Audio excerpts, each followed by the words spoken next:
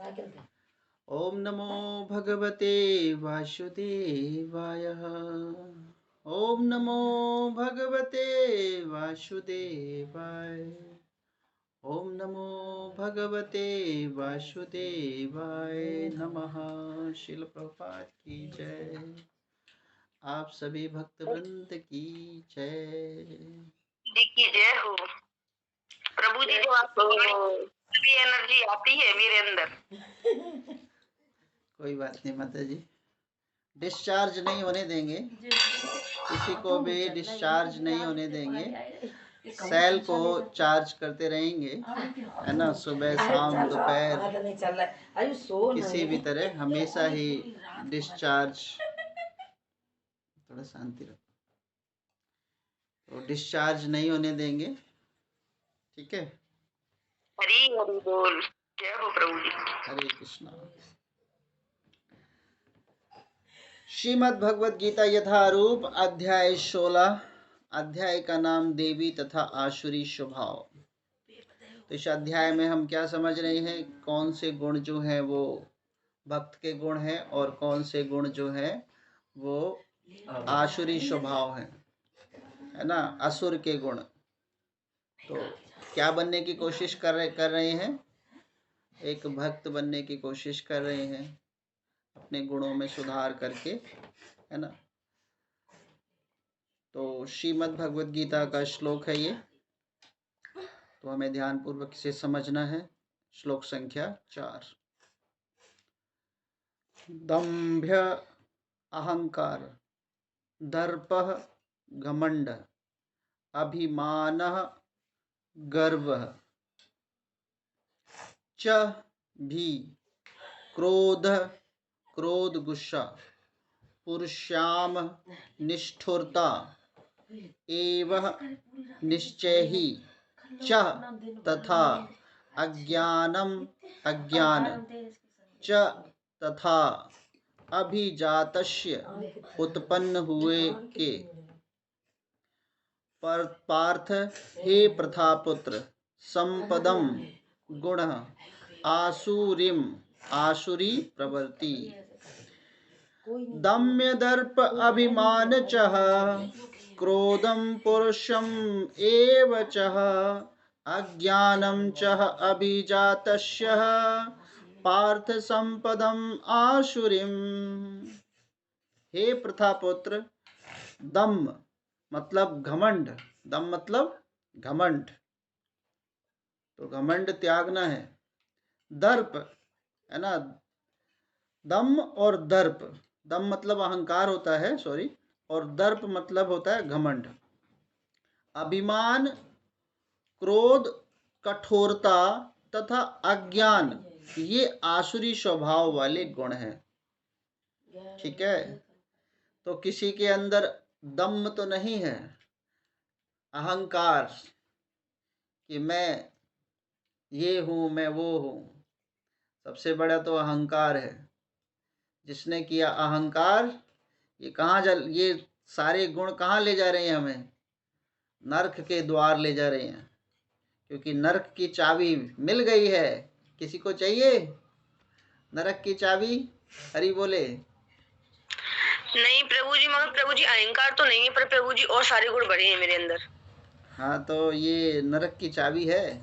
अगर किसी को नरक जाना हो तो ये चाबी रखिए अपने पास, नहीं तो चाबी फेंक दीजिए आज समुद्र में। क्या क्या फेंकना है? अहंकार फेंक देना है, ठीक है।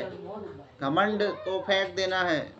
क्रोध, क्रोध जो है उसको त्याग देना है। क्रोध करना खतरनाक है, जिसका अपना शरीर ही बस में नहीं होता। क्रोध करने से व्यक्ति नियंत्रण नहीं आता, तो क्रोध क्या है? त्यागना है। क्रोध में आके व्यक्ति अपना काम बिगाड़ देता है, जो काम होना चाहिए था उसको बिगाड़ देता है ना। जैसे संसार में जी बहुत सारे व्यक्ति जेल में पड़े हुए हैं। क्यों जेल में है वो? क्योंकि उन्होंने क्रोध में आकर कुछ ऐसा गलत कार्य कर लिया है, इसलिए वो जेल में है। और फिर में जेल में रहते हैं ना तो पछतावा होता है उनको, काश ऐसा ना करते, है ना। 20 साल जेल में रहते हैं, कुड़ कुड़ के पछताते हैं, काश नहीं करते नहीं करते।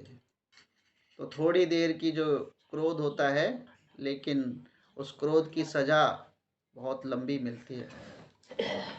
तो देखिए, क्रोध जो है वो नहीं करना होता है। कठोरता का स्वभाव जो है, कठोर नहीं होना है, लचीलापन होना चाहिए, है ना। जैसे आज रुचि माता जी ने कहा लक्ष्मी माता जी से कि कोई बात नहीं माता जी, मेरी तबीयत सही नहीं है, आप थोड़ा क्लास को हैंडल कर लेना। तो कर रही है ना लक्ष्मी माता जी, तो इसलिए क्या है, लचीलापन है। ये कहते नहीं, तुम्हारी क्लास है, तुम ही करो, इसको बोलते हैं कठोरता स्वभाव। तो लचीलापन होना चाहिए। फिर उन्होंने, है ना, उनकी क्लास थी, फिर चांदनी, है ना, उन्होंने मुझ पर बोल दिया। तो मैं भी अगर मैं बोलता नहीं तो फिर क्या हो गया, कठोरता हो जाती। इसलिए क्या है, लचीलापन। भक्त क्या होते हैं, लचीलेपन में होते हैं। तो स्वभाव क्या है, लचीलापन होता है। लेकिन इसका फायदा ना उठाया जाए। भक्त लोग इसका फायदा उठाते हैं कि वो लचीले हैं, कोई बात नहीं, प्रतिदिन उनको इस तरह किया जाए। तो ये क्या है, ये तो फिर गलत प्रवृत्ति है। हम अपनी तबीयत स्वयं खराब कर लेते हैं। कहाँ खराब करते हैं, जब हम संसार को प्रसन्न करने के लिए, उनके लिए, है ना, कोई प्रयास करते हैं। जैसे कहीं पर हम मान लो शादी में चले जाएं और रात में 12, 1, 2 बजे तक जगें, है ना, अगले दिन हमारी क्लास भी हो, तो हमें समझना चाहिए कि हमें अब संसार को प्रसन्न करने के लिए है, और अगले दिन क्लास ना दें तो फिर उसके लिए हम किस लिए प्रसन्न हैं। तो इसीलिए क्या होना चाहिए कि हम भगवान को नाराज कर रहे हैं, संसार को प्रसन्न कर रहे हैं। तो इसीलिए ये दोनों विकल्प को किसको चुनते हैं, वो हमारे ऊपर है। गुरु महाराज कहते हैं कि मान लीजिए आप कहीं पर जाते हैं और उसमें भोजन में थोड़ा तामसिक आहार है, तो व्यक्ति भोजन हमें देगा, तो हमें खाना है कि नहीं खाना। तो हमें गुरु महाराज से पूछा तो गुरु महाराज बोले कि तुम उसको प्रसन्न करना चाहते हो कि भगवान को प्रसन्न करना चाहते हो। तो भगवान को प्रसन्न करना ही सबसे अच्छा है। संसार रूठे तो रूठे, भगवान रूठ जाए तो सब कुछ विनष्ट हो जाएगा। लेकिन ये आत्म साक्षात्कार अनुभूति अंदर से बहुत आत्म साक्षात्कार होता है, तभी प्राप्त होती है। सबके बस की बात नहीं है प्राप्त होना, है ना। लेकिन नित्य भगवत गीता भागवतम सेवा में आएंगे, हरि का नाम बड़े शुद्ध भाव से लेंगे, तब ये समझ में आ सकता है। अन्यथा ये इतना सरल स्वभाव नहीं है कि हर व्यक्ति को समझ में आ जाए। तो कठोरता नहीं होनी चाहिए, लचीलापन होना चाहिए। अज्ञान, तो ज्ञान जो है वो एक मार्ग होता है कहीं तक पहुंचने का। मान लीजिए हमें, है ना, कलकत्ता जाना है, तो हम आयु आज उसके लिए ज्ञान होना चाहिए कि नहीं होना चाहिए कि कलकत्ता जाएंगे, कहाँ से कौन सी ट्रेन में बैठेंगे, कहाँ उतरेंगे, फिर वहाँ पर कैसे हम आगे पहुँचेंगे, इसका ज्ञान होना चाहिए कि नहीं होना चाहिए। उमा माता जी, होना चाहिए। जी प्रभु जी, अगर ज्ञान ही नहीं होगा तो फिर वहीं खड़े रहेंगे, कहीं जा भी नहीं पाएंगे प्रभु। तो ज्ञान, हमें जाना कहाँ है, हमें जाना भगवत धाम है। तो भगवत धाम जाने का जो मार्ग है, उसके लिए भी जो रास्ता बताए गए हैं, 2 मार्ग से जा सकते हैं। स्वयं जी भी जा सकते हैं, खुद भी भगवत धाम जा सकते हैं, है ना। अब मान लीजिए 25 मंजिला इमारत है। कितनी मंजिला, 25 मंजिला। 25 मंजिला इमारत में 2 ऑप्शन है, एक है लिफ्ट, एक है सीढ़ियाँ। तो किससे चढ़ेंगे, लिफ्ट से चढ़ेंगे या सीढ़ियों से चढ़ेंगे? प्रभु जी सीढ़ियों से। हरि बोल, मोनिका माता जी की जय हो। सीढ़ियों से चढ़ेंगे तो सांस किसकी फूलेगी? प्रभु जी सांस फूलेगी, मगर प्रभु जी सही तरीके से चढ़ जाएंगे। और 100 मंजिला इमारत हो, प्रभु जी प्रयास तो सीढ़ियों से ही करना चाहिए प्रभु जी, क्योंकि शॉर्टकट प्रभु जी बेकार होते हैं जीवन में। चलिए जी माता जी, लेकिन ये जीवन, ये कौन से युग में हम जी रहे हैं? युग कौन सा चल रहा है? कलयुग। कितनी आयु है? सतयुग में हजारों लाखों वर्ष आयु होती थी, है ना। विश्वामित्र 60,000 वर्ष तक उनकी आयु है। कलयुग के जीवों की आयु कितनी है? 50-100 साल है। तो अगर सीढ़ियों से चढ़ेंगे भगवत धाम तक, तो जरूरी नहीं है कि व्यक्ति चढ़ पाए। दूसरी तीसरी मंजिल में ही बार बार बोल जाएगा मीटर उसका। मान लो 25 मंजिला चढ़े, फिर 25 मंजिला उतरे, फिर कोई पर्स भूल गए 25 मंजिला, फिर चढ़ना पड़ेगा, है ना। तो फिर ये क्या है, करेंगे ऐसा? नहीं कर पाएंगे। लेकिन अगर गुरु का सानिध्य प्राप्त होता है, गुरु लिफ्ट के समान है, हाथ पकड़ते हैं और चट बस खड़े रहिए, चलिए मत। गुरु कहाँ पहुंचाता है? 25 मंजिला इमारत में पलक झपकते पहुंचाता है। तो गुरु के माध्यम से पहुंचा जा सकता है। इतनी उम्र नहीं है कि कोई कहे कि मैं खुद ही चढ़ जाऊंगी मंजिल, नहीं चढ़ सकता। ये अज्ञान है। ज्ञान यही है कि गुरु ही भव सागर को पार कर सकता है। जब तक कोई व्यक्ति, मैं बहुत गहनतम ज्ञान बता रहा हूँ, बताना नहीं चाहिए, क्योंकि हम जिस स्तर पे बढ़ रहे हैं तो वहाँ पर एक गहनतम ज्ञान है।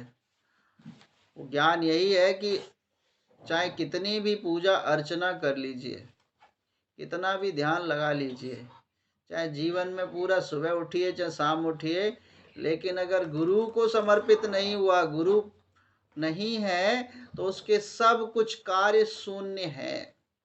A to Z 0 है। चाहे कितना भी ध्यान करिए, चाहे कितना भी कुछ करिए। भक्ति की प्रथम परंपरा शुरू होती है गुरु के माध्यम से। जिस समय गुरु हाथ पकड़ता है उस समय जीवन शुरू होता है।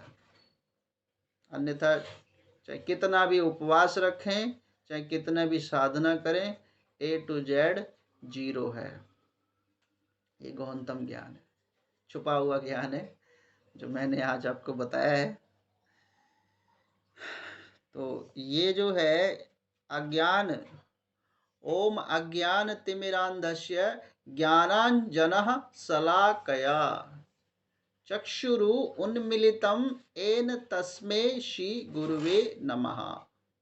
मैं तो घोर अंधकार में डूबा हुआ था, लेकिन गुरु के माध्यम से, है ना, मैं उस अंधकार से निकल पाया हूँ। चक्षुरु उन्मिलितम येन तस्मै श्री गुरुवे नमः, है ना। हम लोग गाते हैं ना मंगलाचरण, क्यों गा रहे हैं?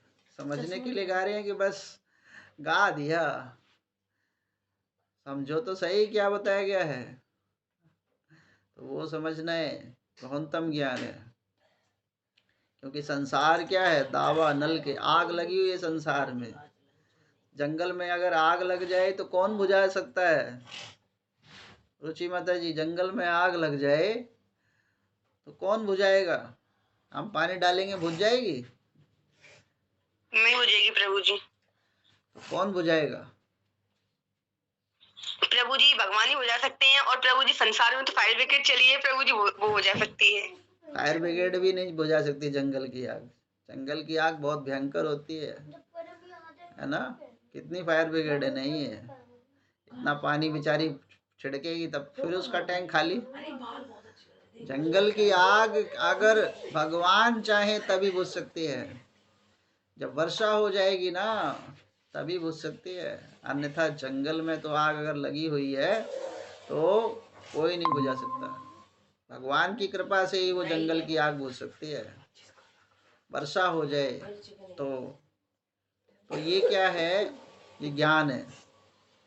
इसलिए संसार में आग लगी हुई है, भौतिक इच्छाओं की, लाभ की। मन कभी शांत रहता है? नहीं रहता। मन तो चंचल है। ये मन बड़ा चंचल है, कैसे तेरा भजन करूं, जितना इसे समझाऊं उतना ही भटकता है ना? गाया ना किसी कवि ने। तो मन तो चंचल है, कैसे समझाऊं इसको, जितना समझाते हैं। लेकिन संसार में आग लगी हुई है, संसार में सब कुछ क्या है? तो संसार की आग को कौन बुझा सकता है? संसार दावानल है। संसार की आग कौन बुझा सकता है? प्यासे को पानी, है ना, कौन पिला सकता है? दयावान पिला सकता है, जिसने दया के भाव हो। तो गुरु के माध्यम से संसार के दावानल को बुझाया जा सकता है। गुरु क्या के देगा? भगवान की यथा रूप ज्ञान को बताएगा। यथा रूप, जैसा भगवान ने कहा वैसा ही बताना गुरु का परम कर्तव्य है। तो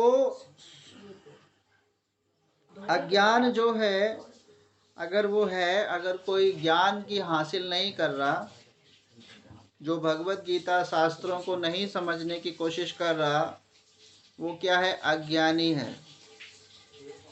अच्छा, हम लोग भोजन कितने टाइम करते हैं? दिन में हम भोजन कितनी बार खाते हैं? प्रभु जी 3 बार तो खाते ही हैं कम से कम। हाँ जी, 3 बार। तो हम अध्ययन कितनी बार करते हैं? हम कितने दिन में कितनी बार गीता पढ़ते हैं, या फिर कितनी बार पढ़ते हैं? प्रभु जी गीता तो हम लोग एक ही बार, प्रभु जी हम अपनी बता रहे हैं, हम तो एक ही बार प्रभु जी हाँ जी पढ़ते हैं। माता जी, बिल्कुल आप एक बार पढ़ते हैं। अगर मान लो एक बार कोई 2 पेज 3 पेज पढ़ता है, तो उसको एक ही बार खाना चाहिए। उसको भोजन भी एक टाइम करना चाहिए। अगर 3 बार खा रहे हैं तो 3 घंटे पढ़िए, और 2 बार खा रहे हैं तो 2 घंटे पढ़िए। जिस दिन किसी दिन पढ़ा ही नहीं है, उस दिन उपवास रखिए, व्रत रखिए। ठीक है? ये माध्यम होना चाहिए। कोई पढ़ने की आवश्यकता नहीं है, तो फिर कोई खाने की भी आवश्यकता नहीं है। संसार के दावानल को बुझाना चाहते हैं, बुझेगी कैसे? ज्ञान के माध्यम से बुझेगी, है ना? तो ज्ञान कहाँ से पाया है? ज्ञान तो शास्त्रों से मिलेगा ना, समझ कर मिलेगा। ठीक है? आज तो बहुत सुविधाएं हैं। मान लो पढ़ नहीं पाए तो बहुत सारे लेक्चर हैं, है ना? उनको सुनिए, जिसका अच्छा लगता हो उसका सुनिए। प्रमाणिक परंपरा होनी चाहिए, उसका सुनिए। लेकिन, है ना, इस्कॉन की परंपरा से जुड़े तो इस्कॉन के प्रभु जी इसका लेक्चर सर्च करके यूट्यूब के माध्यम से सुनिए। लेकिन ये अगर नहीं कर रहे तो फिर भोजन भी कम करना चाहिए, है ना? आत्मा का भोजन नहीं कर रहे तो फिर शरीर का भोजन करते रहेंगे तो शरीर में ही दूसरे शरीर में चले जाएंगे, और आत्मा का भोजन देंगे तो शरीर भी प्रसन्नचित रहेगा। कल एक माता जी कह रही थी क्लास में शाम को कि हे प्रभु, मुझे इतनी आयु देना कि मैं प्रभुपाद की सारी पुस्तकों का अध्ययन कर सकूं। तो आप सभी को इतनी आयु मिले कि प्रभुपाद की सारी पुस्तकों का अध्ययन कर सकें। अभी तो श्रीमद् भगवत गीता ही चल रही है ना? बहुत इतना भंडार पड़ा है, उपदेशा अमृत है, प्रभुपाद लीला अमृत है ना? श्री चैतन्य चरितामृत है, चैतन्य भागवतम है, उपदेशा अमृत है ना? जन्म मृत्यु से परे कृष्ण भावना भावे आत्म साक्षात्कार का विज्ञान, परम घंतम ज्ञान, राज विद्या, है ना, राज ज्ञान। तो ये क्या है सब कुछ? अभी तो मैंने 2-4 के नाम बताए हैं। ये जो है हमें जीवन भर पढ़ना है, कौन कौन सभी प्रभुपाद की पुस्तकें पढ़ना चाहेंगे? हरि बोल प्रभु जी। हरि हरि बोल। बोल प्रभु जी, पढ़ना चाहेंगे प्रभु जी। प्रभु जी। तो आप भगवान के धाम जाएंगे डेफिनेटली, लेकिन सारी पुस्तकें पढ़ेंगे। आप लंबी आयु जीने वाले हैं सभी वक्त, क्योंकि ये अभिलाषा है। क्योंकि भगवान कृष्ण उन्हीं को सांसें ज़्यादा देते हैं जो गुरु के माध्यम से गुरु का ज्ञान का बखान करना चाहता है, पढ़ना चाहता है, चित्त को एकाग्रित करना चाहता है। तो उन पुस्तकों को पढ़ने के लिए हमें क्या करना पड़ेगा? 1 घंटे से काम चल जाएगा? बस एक श्लोक पढ़ लिया, वो भी कोई और पढ़ दे, चल जाएगा काम उससे? बताइए। जी नहीं प्रभु जी, चलेगा प्रभु जी। हाँ, तो अगर मान लो ऐसे ना पढ़ें तो फिर तो कम से कम 500-600 साल तो आप लोग जिएंगे ही सभी मतलब, क्योंकि महीने में एक बार कोई पढ़ने का मौका मिल जाए तो ठीक है। तो कम से कम प्रभुपाद की पुस्तकें सारी पढ़ेंगे, इतनी सारी पुस्तकें हैं, तो कम से कम 500-600 साल या 1000 साल आप जिएंगे, ऐसा है ना? जिएंगे कि नहीं जिएंगे उमा माता जी? हरे कृष्णा प्रभु जी, अब जिए या ना जिए पता नहीं, लेकिन प्रभु जी अगर पढ़ ना पाए लेकिन आपसे तो सुनते रहे प्रभु जी। अच्छा, तो ये प्लानिंग चल रही है पीछे पीछे बैकग्राउंड में। तो लेकिन फिर भी अध्ययन करिए, समझिए, है ना? क्योंकि हम बहुत धीरे चल रहे हैं, एक एक श्लोक पढ़ रहे हैं। अभी गीता शुरू हो जाएगी, फिर हम 18,000 श्लोक कैसे पढ़ेंगे श्रीमद् भागवतम के? उसके लिए एक दिन मतलब 18,000 दिन भी तो चाहिए एक श्लोक में, है ना? तो ये नहीं, तो इसलिए हमें थोड़ा फास्ट चलना पड़ेगा, है ना? इसलिए अगर हम 3 बार खाते हैं तो 3 बार 3 घंटे में पढ़ना चाहिए। अगर हम तो देखना चाहिए कि हम आध्यात्मिक उन्नति कितनी कर रहे हैं। यही क्या है यहाँ पे बताया गया है, ज्ञान। जो अज्ञान है, जिनके अंदर अज्ञान है, वो असुर हैं, ठीक है? तो ज्ञान हासिल करना है। ये असुरी स्वभाव वाले गुण हैं, और ये अगर मान लो अहंकार रह गया, घमंड रह गया, गर्व रह गया, क्रोध रह गया, निष्ठुरता रह गई, तो ये कहाँ जाएंगे? फिर वो नरक की तरफ चले जाएंगे, है ना? तो ये सब त्यागना है। माध्यम तो यही है ना कि त्यागो। आइए तात्पर्य को समझते हैं। तात्पर्य श्रील प्रभुपाद के माध्यम से। श्रील प्रभुपाद की जय। पूरा एक लाइन था, लेकिन देखिए कितना भगवान बुलवाते हैं, कितना उसमें एक एक शब्द को लेकर ये भगवान ऊपर से संदेश भेजते हैं। कोई तैयारी नहीं होती, लेकिन फिर भी भगवान की कृपा रहती है। वो कहाँ से शब्द भेजते हैं आप जान सकते हैं। और हम चाहें तो इस पर 1.5-2 घंटे बोल सकते हैं। कहाँ से बोल रहे हैं? क्योंकि 3-4 घंटे रीडिंग भी तो करते हैं, पढ़ते भी तो हैं। शाम को भी दवा लेकर सोते हैं, शाम को भी दवा लेते हैं 1-1.5 घंटा, दोपहर में भी दवा लेते हैं, सुबह भी दवा लेते हैं। क्योंकि हमें क्या हो गया? भव रोग है। क्या रोग है? भव रोग। भव रोग क्या है? संसार में जो इच्छाएं हैं वो भव रोग हैं। अब जब जिसको संसार की इच्छाएं हैं, संसार में कुछ पाना है, उसकी जो इच्छाएं हैं, उसको दवाई चाहिए, उसको रोग है। उसको रोग को ठीक करने के लिए दवाई चाहिए। वो दवाई क्या है? शास्त्र का अध्ययन है। बीमारी है, संसार को भोगने की इच्छा बीमारी है। संसार में कुछ अनेक अनेक लाभ पाने की इच्छाएं, ये बीमारी है। इसलिए क्या है? भवरोग, रोगी है वो व्यक्ति, इसलिए उसको दवा लेनी चाहिए। आप सभी दवा नहीं ले रहे तो आप क्या है? बहुत शुद्ध भक्त हैं, क्योंकि आपको दवा की जरूरत नहीं है। आप बीमार नहीं हैं, आप भगवान के धाम सीधे सीधे चले जाएंगे। लेकिन मुझे भव रोग है, मैं बीमार हूँ, इसलिए मैं क्या करता हूँ? 3 टाइम दवा लेने की कोशिश कर रहा हूँ ताकि मैं ठीक हो जाऊँ, है ना? आप सभी स्वस्थ हैं। तो इसलिए क्या है कि हमें भावरोग ना हो। तात्पर्य देखिए, तात्पर्य शील प्रभुपाद के माध्यम से शील प्रभुपाद की जय हो। इन संसार में नरक के राजमार्ग का वर्णन है। आसुरी स्वभाव वाले लोग धर्म तथा अविद्या की प्रगति का आडंबर रचना चाहते हैं, है ना।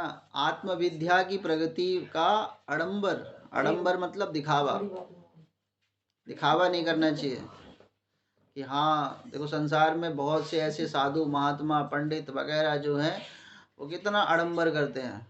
10 माला तो गले में पहनते हैं, नीचे लटकी रहती है, 5-6 अंगूठियां पहनते हैं, और फिर बाल बड़े बड़े करते हैं, और फिर आडंबर करते हैं। बोला तुम हमें दान दक्षिणा दीजिए, क्या है? आडंबर है। हवन करवाते हैं, शुद्ध हो जाइए। मान लो किसी ने हवन कर दिया तो उसके घर शुद्धता तो होती है, लेकिन सारे पाप नष्ट हो जाते हैं क्या? गंगा स्नान करने पर कोई व्यक्ति फिर से पाप नहीं करता है क्या? करता है, रच रच के करता है। गंगा स्नान कराया फिर वो रच रच के फिर से करता है। हाथी क्या होता है? स्नान करता है और फिर धूल लपेटता है, तो हाथी स्नान है। इस प्रकार का स्नान जो है, इस प्रकार की जो बुद्धि है वो क्या है? आडंबर के समान है। आडंबर मतलब दिखावा है।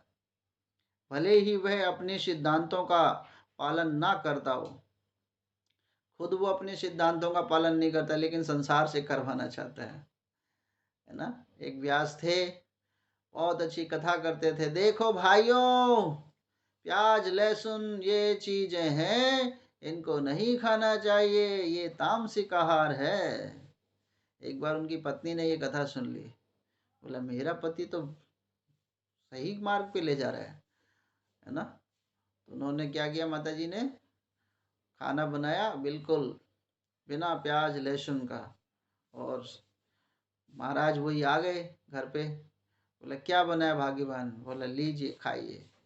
तो वो कह रहे कोई स्वाद ही नहीं आ रहा, क्या बना के रख दिया? बोला मेरा तो आत्म साक्षात्कार हुआ है कि आपकी कथा में सुन के आए, उसमें ये कहा था आपने कि प्याज लहसुन ये नहीं खाना चाहिए, आपने तो सारे तो वो कहते हैं अरे पगली, वो तो संसार के लिए ज्ञान है, तू तो डबल तड़का लगा के बनाया कर। इस तरह का स्वभाव जो है कि हम जो करते हैं वो गलत है ना। लेकिन सुनते सभी हैं, करते अपने मन की हैं, है ना। 3-4 सालों से हम लोग क्लास कर रहे हैं कि कैसा भोजन लेना चाहिए, लेकिन फिर भी हम नहीं सुन रहे, समझ रहे, उसको जीवन में उतार नहीं रहे, तो वो किसका दोष है? हमारा दोष है।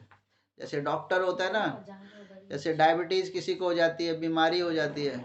अगर किसी को डायबिटीज़ है, शुगर है, तो वो डॉक्टर के पास गया, डॉक्टर साहब मुझे शुगर है। बोला बहुत ज़्यादा मीठा खाते होगे? बोले हाँ।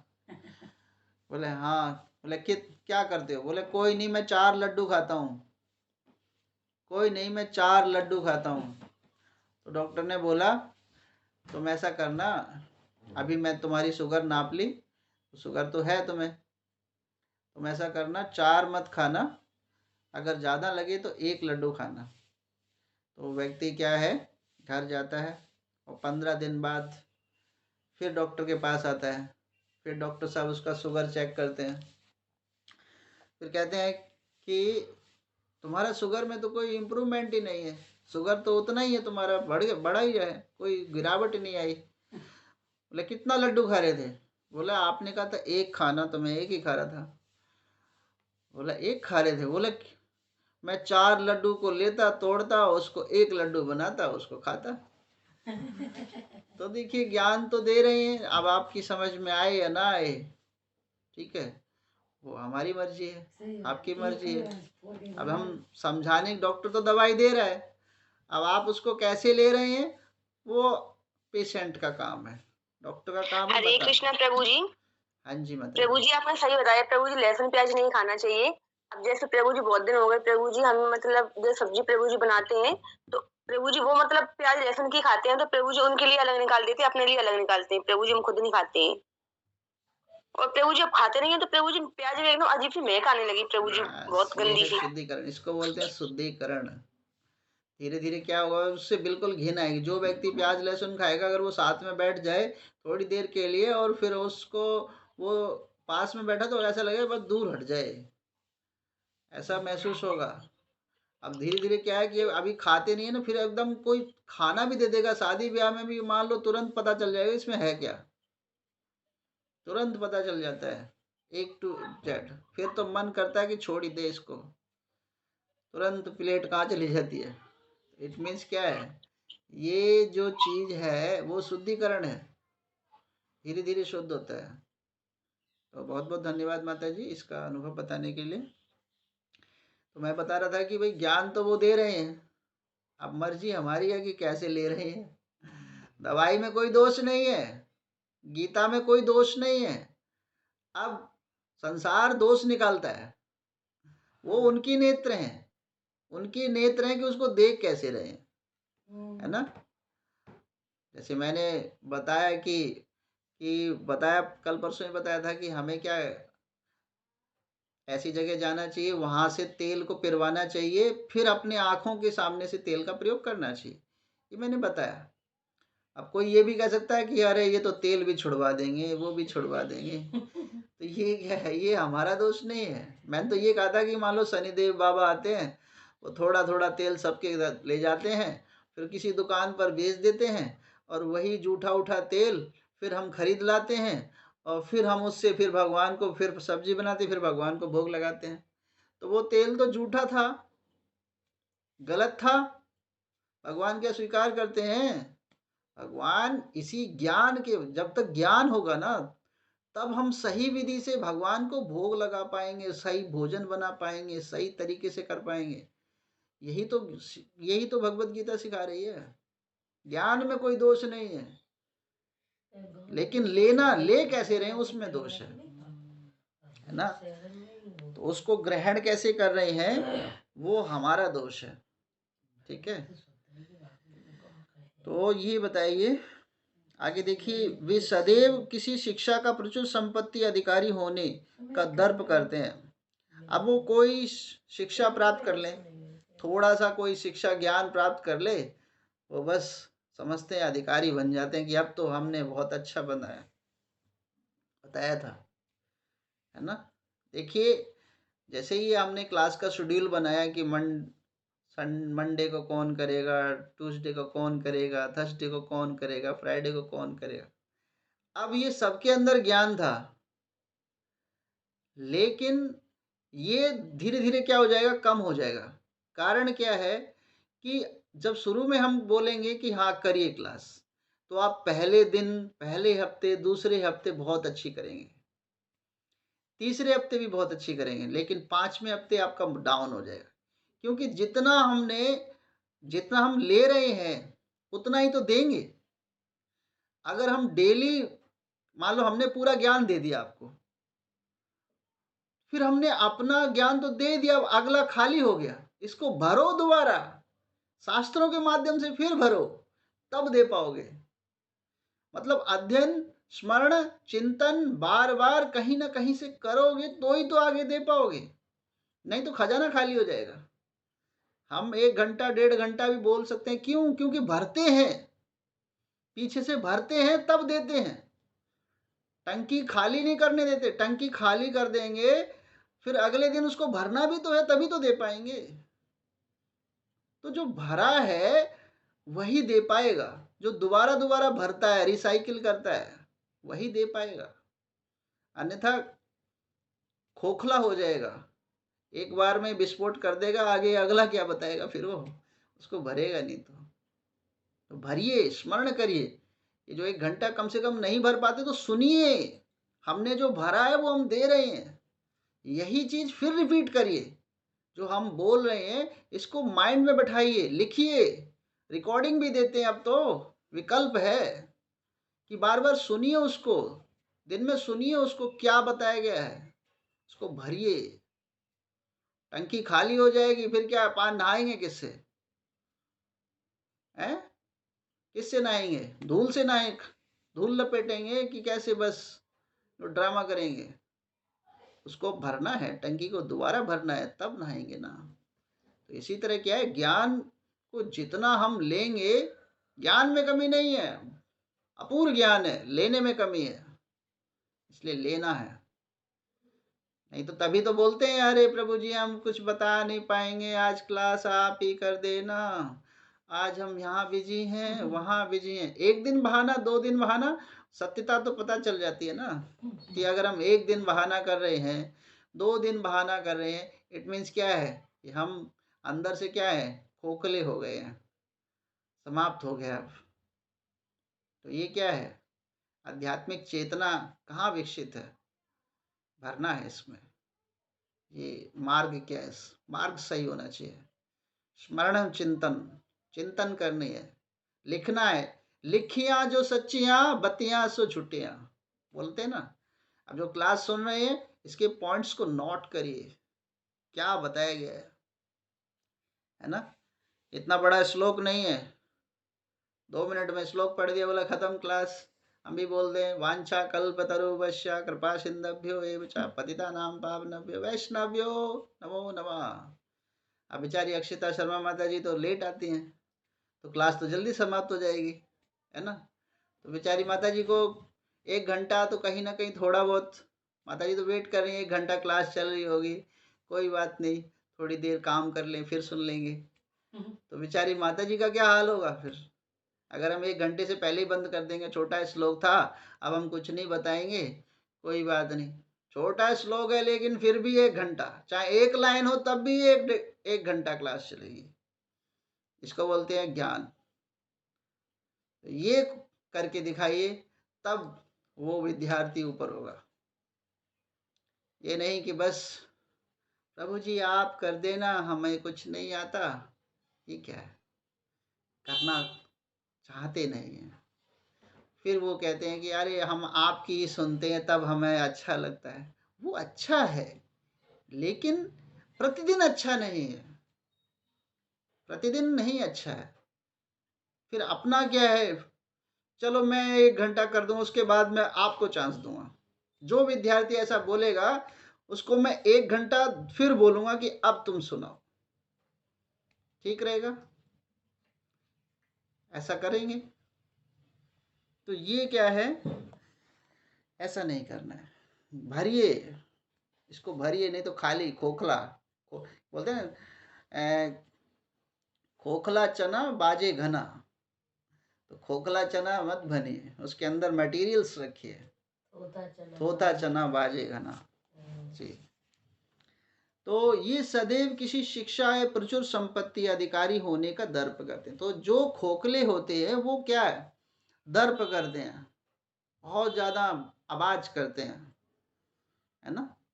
तो खोखले होते हैं, वे चाहते हैं कि अन्य लोग उनकी पूजा करें और सम्मान दिखलाएं।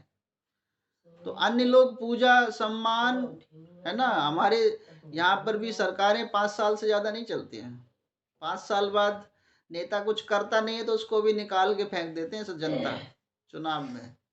बोला नेता कुछ कर नहीं रहा, तो इसीलिए मोदी गवर्नमेंट क्या करती है, मोदी गवर्नमेंट हर 5 साल में एक नया काम करके दिखाती है। जैसे है ना, भगवान मोदी गवर्नमेंट ने अयोध्या में राम मंदिर बनवाया तो लोगों का मन फिर से उत्साह भर गया कि ये सरकार ऐसी है। तो सरकार कुछ ना कुछ कर रही है तभी तो हम पसंद कर रहे हैं। अब सरकार कुछ कर ही नहीं रही तो फिर उसको क्या पसंद करना, परिवर्तन है। इसी तरह यहाँ पे बताया गया है कि वे चाहते हैं कि अन्य लोगों की पूजा करें और दिखावे सम्मान दिखलाएं, भले ही वे सम्मान के योग्य ना हो। वे छोटी छोटी बातों पर क्रोध कर जाते हैं, खरी खोटी सुनाने लगते हैं और नम्रता में नहीं बोलते। अब विनम्रता नहीं है, मान लो नम्रता नहीं है तो फिर किस बात का वो फिर महाज्ञानी है। विनम्र नहीं है, जिसके अंदर विनम्रता नहीं है तो वो संसार में तो ज्ञान देगा, सब जगह ज्ञान अपना देगा, लेकिन अपने घर में वो अज्ञानता में रहेगा, है ना, संसार को ज्ञान हाँकता रहेगा।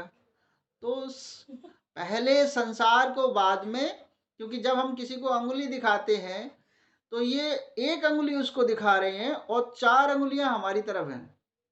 तो इट मीन्स क्या है कि ये व्यक्ति किसको दिखा रहा है, उसको कम दिखा रहा है और हमें ज्यादा दिखा रहा है। अपने आप को दिखाना चाहिए।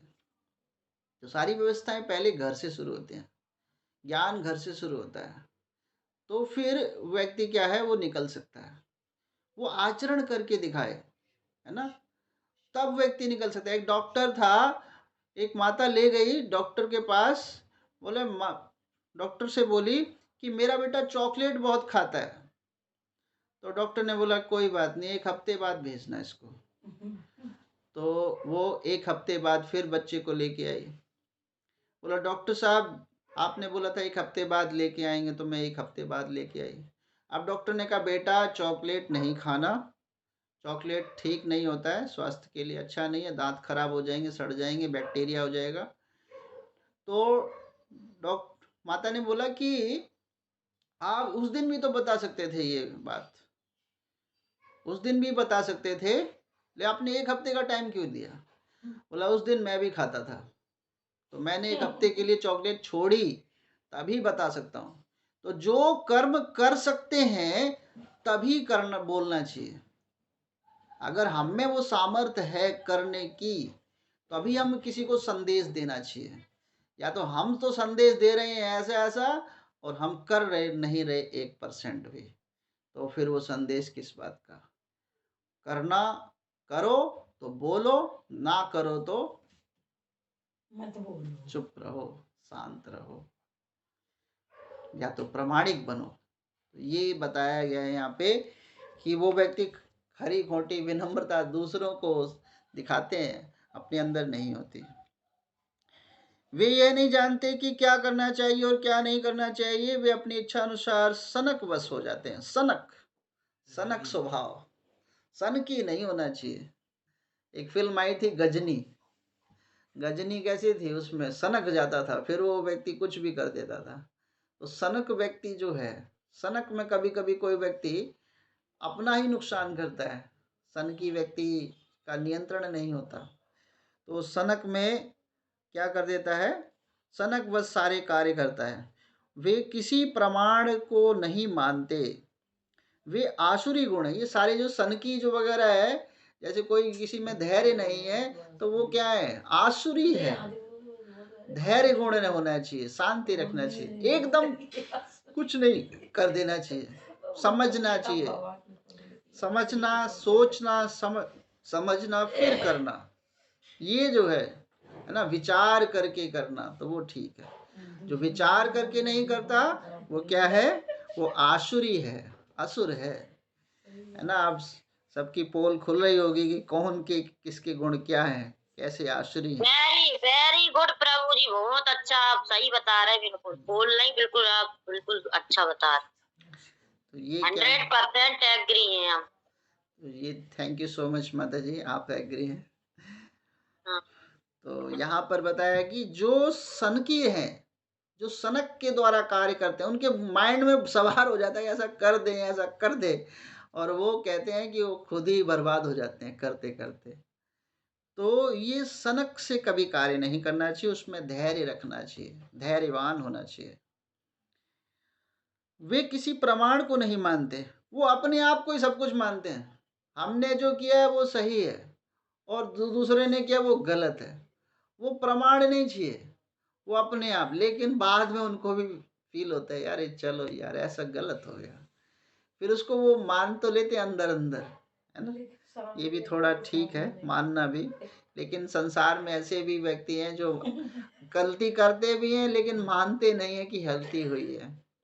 तो क्या है, वो क्या है, असुर स्वभाव है। अगर हमसे गलती हो जाए तो अपनी गलती मानने में क्या दिक्कत जाती है ना। मान लेना चाहिए कि हाँ गलती हो गई है, आगे थोड़ा ध्यान रखेंगे, बस इतना बोलने में उनकी वो सोचते हैं कि हमारा कहीं गर्दन झुक ना जाए, हमारी गर्दन झुकनी नहीं चाहिए। सर कट सकते हैं लेकिन सर झुक नहीं सकते, और जो सर झुकता नहीं है वो सर क्या है, वो बर्बाद है ना। जिसका सर भगवान के सामने नहीं झुकता वो क्या है, असुर है। जिसका सर जो है जो ग्रस्त जीवन में है उसका सर अपनी पत्नी के सामने भी झुकना चाहिए, क्योंकि पत्नी भी क्या कर रही है, भक्ति की परंपरा को क्या कर रही है, आगे बढ़ा रही है, सारे कार्यकलाप को कर रही है, भोजन भी बना के देती है। हमारा सबसे बड़ा तो यही है, हमारी जठेर अग्नि जो है, अमावस्या में अग्नि है, वो क्या कर रही है, उसको शांत कर रही है। तो अमावस्या की अग्नि कौन है, भगवान है, और अग्नि को शांत करने वाला कौन है, पत्नियां हैं। तो वो क्या है, वो कहीं ना कहीं संतुष्टि दे रही है, तो झुकना चाहिए। थैंक यू सो मच, आपने बहुत सुंदर भोजन बनाया, है ना, थोड़ा सा नमक ज़्यादा हो गया था माता जी, है ना, माता जी नहीं, प्रिय तुम उसका थोड़ा ध्यान रखना, है ना, बस ऐसा होना चाहिए, ये झुकना होता है। तो ऐसे स्वभाव जो हैं वो क्या है, जो व्यक्ति झुकता है वो आसुरी नहीं है, लेकिन जो झुकता नहीं है, अपनी गलती का एहसास नहीं करता, वो क्या है, असुर है, भगवान उसे स्वीकार नहीं करते।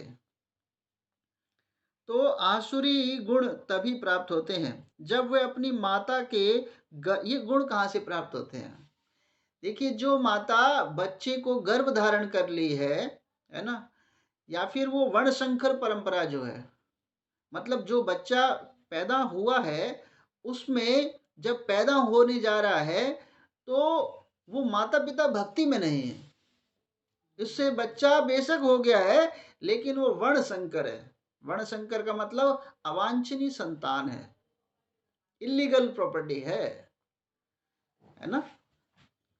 तो यहाँ पर क्या है, वो भक्ति में नहीं जुड़ेगा। इसीलिए बताया कि जब माता अपनी गर्भ में हो, जब जो वो बढ़ते हैं तो अशुभ प्रकट होते हैं, ये गुण प्रकट होते हैं।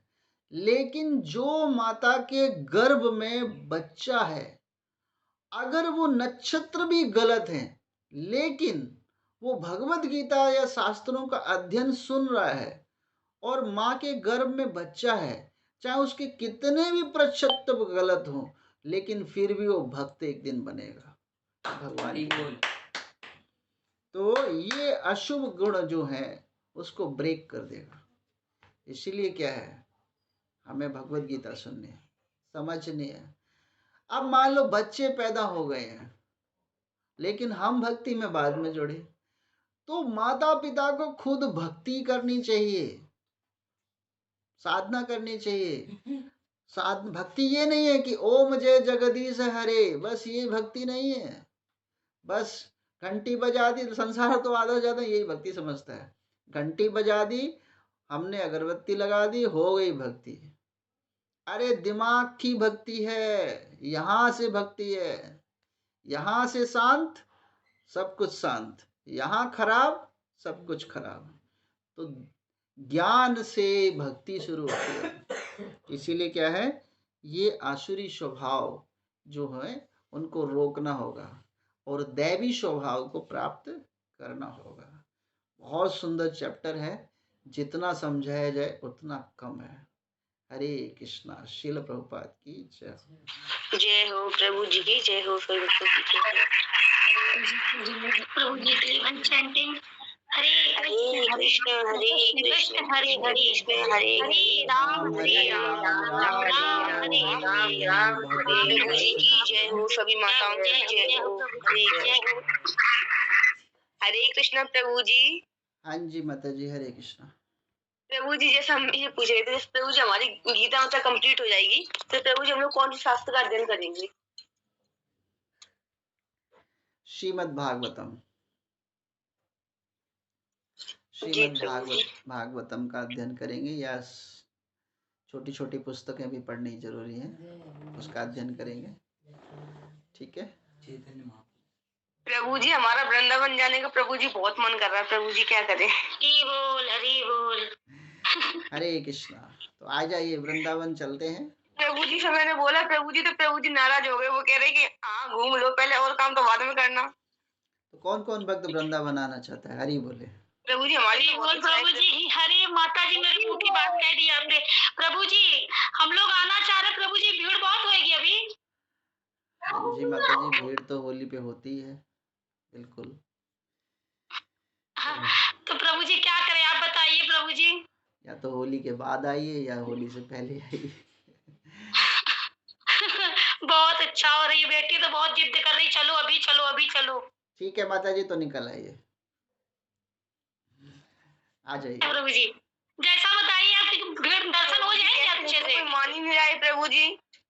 अरे कोई बात नहीं, हम तो कष्टों में भी दर्शन कर लेंगे। अरे वो वृंदावन की तो गली गलियां में भगवान है। ठीक है माता जी। प्रभु जी होली में तो वृंदावन में बहुत मजा आता है प्रभु जी, कितना आनंद आता है प्रभु जी। प्रभु जी यूट्यूब पर वीडियो देख लो तो प्रभु जी मन वहीं रखा रहता। तो इस बार सभी भक्त मिलकर होली मनाएंगे, है ना। सभी भक्त आए, जुड़े, एक समारोह का आयोजन किया जाएगा, होली उत्सव मिलन समारोह हमारी उमा माता जी के घर पे। सभी आ जाए, वहाँ पर हम लोग होली मनाएंगे। हरी बोल, हरी हरी बोल। प्रभु जी प्रोग्राम मना लीजिए। ठीक है, हरी हरी तो हम सभी भक्तों का स्वागत है, सभी लोग आइए, हरी हरी बोल। तो हम लोग वहीं पर अपना एक हलवाई लगा देंगे, थोड़ा थोड़ा, है ना, दान दक्षिणा। राम बेटा पता नहीं क्या दिखा रहा है। ऐसे बना लिया। ठीक है, बेटा दिखा रहे। प्रभु जी राम क्या बोल रहे, पनीर खाओ सब लोग। तो बहुत सुंदर माता जी का भाव है, वहीं पर होली भी मना लेंगे, है ना। और रिकॉर्डिंग चल रही है, ठीक है। तो इस तरह का हम लोग मना सकते हैं, दिखाई दे रहा चांदी तो अबे जाके सर। ठीक है। हरे कृष्णा। हरे कृष्णा।